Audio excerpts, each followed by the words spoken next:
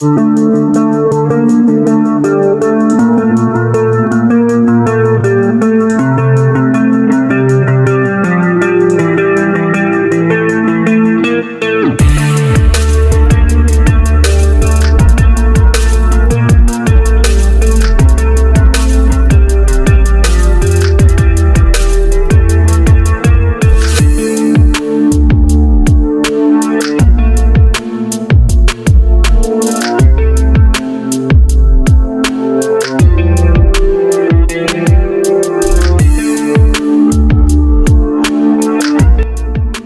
sebut Ukraina bawa dunia di ambang bencana nuklir.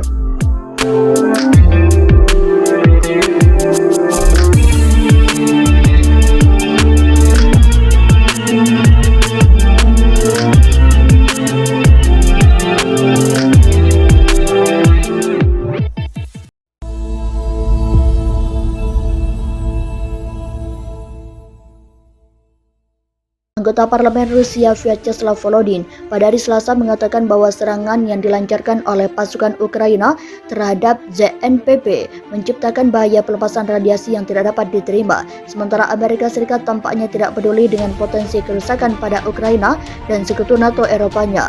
Oleh karena itu, Moskow akan bertindak untuk mencegah bencana ini terjadi. Tindakan teroris Kiev menempatkan dunia di ambang bencana nuklir. Kami tidak bisa membiarkan ini terjadi, kata Volodin dikutip RT.com.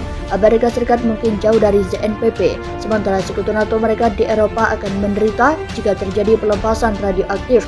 Parlemen Amerika Serikat dan Uni Eropa diam tentang ancaman itu, tetapi banyak negara lain di seluruh dunia berbagi keprihatinan dengan Rusia tentang situasi tersebut. Katanya, seperti diketahui, tentara Rusia telah berhasil mengendalikan pembangkit listrik tenaga nuklir terbesar di Eropa itu sejak Maret. Serangan yang dilancarkan oleh Ukraina terhadap fasilitas tersebut dimulai pada bulan Juli. Kementerian Pertahanan Rusia mendokumentasikan lebih dari 30 serangan artileri dan drone, serta 2 upaya oleh pasukan komando Ukraina untuk menyerbu pabrik, salah satunya dalam kunjungan misi IAEA. Direktur Jenderal IAEA Rafael Grossi, yang secara pribadi memimpin misi untuk memeriksa ZNPP, mengatakan pada hari Senin bahwa baik Rusia dan Ukraina tertarik untuk menghentikan kontak senjata di sekitar fasilitas itu. Ukraina bertekad merebut kembali semua wilayah yang diduduki Rusia setelah memukul mundur pasukan Moskow di timur laut negara itu dalam serangan cepat. Tetapi Kiev meminta Barat mempercepat pengiriman sistem senjata untuk mendukung kemajuan di medan tempur. Sejak Rusia meninggalkan benteng utamanya di timur laut Ukraina pada hari Sabtu 10 September 2022, menandai kekalahan terburuk sejak hari-hari awal perang, pasukan Ukraina telah merebut kembali lusinan kota dalam perubahan momentum medan pertempuran yang menakjubkan. Pertempuran masih berkecamuk di wilayah timur laut Kharkiv, kata Wakil Menteri Pertahanan Ukraina Hanna Maliar kepada Reuters Selasa 13 September 2022. Namun ia menambahkan, pasukan Ukraina membuat kemajuan yang baik karena mereka sangat termotivasi dan operasi mereka direncanakan dengan baik. Tujuannya adalah untuk membebaskan wilayah Kharkiv dan sekitarnya, semua wilayah yang diduduki oleh Federasi Rusia, katanya di jalan menuju Balaklia yang terletak 74 km tenggara Kharkiv, kota terbesar kedua di Ukraina. Kota ini tadinya menjadi pusat pasukan militer penting Rusia. Dalam pidato video Senin malam, Presiden Ukraina Volodymyr Zelensky mengatakan Barat harus mempercepat pengiriman sistem senjata, menyerukan sekutu Ukraina untuk memperkuat kerjasama mengalahkan teror Rusia. Sejak invasi Rusia 24 Februari, Washington dan sekutunya telah memberi Ukraina miliaran dolar senjata yang menurut Kiev telah membantu membatasi keunggulan Moskow. Pasukan Rusia menguasai sekitar 1/5 wilayah Ukraina di selatan dan timur, tetapi Kiev sekarang melakukan ofensif di kedua wilayah itu. Militer Ukraina tidak melaporkan kemajuan baru pada hari Selasa. Mereka mengatakan pasukan Rusia menembaki bagian-bagian wilayah Kharkiv yang direbut kembali oleh Ukraina dan menyerang lebih jauh ke selatan di wilayah Donetsk yang coba direbut Moskow untuk proksi separatis. Ukraina telah menangkis serangan di wilayah Donetsk, kata laporan staf umumnya. Sementara Denis Pushilin, kepala separatis Republik Rakyat Donetsk, mengatakan pasukannya memukul mundur serangan Ukraina dan dia yakin situasinya akan membaik. Serhiy Gaidai, gubernur Ukraina di wilayah tetangga Luhansk yang telah direbut Moskow, mengatakan serangan besar-besaran Ukraina diperkirakan akan terjadi di sana pada Selasa ini. Rusia menyatakan bahwa pasukannya telah melancarkan serangan besar-besaran melawan pasukan Ukraina setelah sempat dipukul mundur dari Kharkiv, sebelah timur negara itu. Sebelumnya, Presiden Ukraina mengklaim bahwa pasukannya telah merebut wilayahnya kembali yang diduduki Rusia seluas 6.000 km persegi. Zelensky menegaskan perebutan wilayah kembali ini termasuk dalam serangan balasan yang diluncurkan pasukan Ukraina untuk melawan Rusia. Kementerian Pertahanan Rusia menegaskan bahwa pasukan Kremlin kini telah melancarkan serangan presisi tinggi ke arah pasukan Ukraina. Serangan udara, roket, dan artileri telah dilancarkan secara besar-besaran terhadap angkatan bersenjata Ukraina di semua arah, kata Komandan Rusia dikutip dari TASS pada Rabu. Salah satu serangan yang diluncurkan mengarah ke Sloviansk dan Konstantinovka, wilayah timur Donetsk. Sementara itu, juru bicara Kremlin Dmitry Peskov menuduh bahwa pasukan Ukraina telah menyiksa warga sipil dan membiarkan mereka bertahan di wilayah-wilayah yang diduduki Moskow.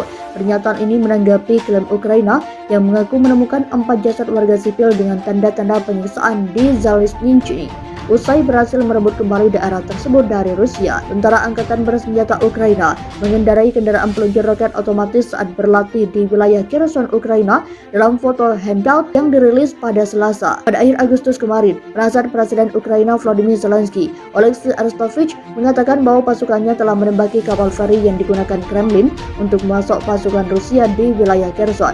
Pasukan Ukraina juga mengklaim telah menembus garis pertahanan pertama Rusia. Mereka mengumumkan aksi serangan balasan di front selatan untuk merebut kembali wilayah Kherson. Angkatan bersenjata Ukraina telah beberapa kali meluncurkan serangan di front selatan, termasuk sebelum operasi merebut Kherson dilakukan. Pejabat Kiev mengatakan mereka menggunakan sistem roket HIMARS yang dipasok dari Amerika Serikat. Di tengah perang Rusia dan Ukraina yang masih berlangsung, Kanselir Jerman mengadakan panggilan telepon dengan Presiden Rusia. Kanselir Jerman Olaf Scholz membahas begitu banyak hal, mulai dari nuklir hingga peralatan perang yang digunakan dalam perang Rusia. Dalam panggilan teleponnya, Olaf Scholz mendesak Vladimir Putin untuk menarik pasukannya dari wilayah Ukraina. Panggilan yang berdurasi 90 menit ini mengatakan bahwa keseriusan situasi militer dan konsekuensi perang di Ukraina membuat Kanselir mendesak Presiden Rusia untuk menemukan solusi diplomatik sesegera mungkin. Kanselir mendesak Presiden Rusia untuk menemukan solusi diplomatik berdasarkan gencatan senjata, penarikan penuh pasukan Rusia, dan menghormati integritas teritorial kedaulatan Ukraina, ujar pemerintahan Jerman sebagaimana dikutip dari Politico. Olaf Scholz juga membahas ancaman krisis nuklir bersama Vladimir Putin. Ia menghimbau kepada Putin untuk menghindari eskalasi pertempuran di sekitar pembangkit listrik tenaga nuklir Zaporizhia. Hal ini ditujukan untuk meminimalisir potensi krisis nuklir di PLTN terbesar Eropa tersebut.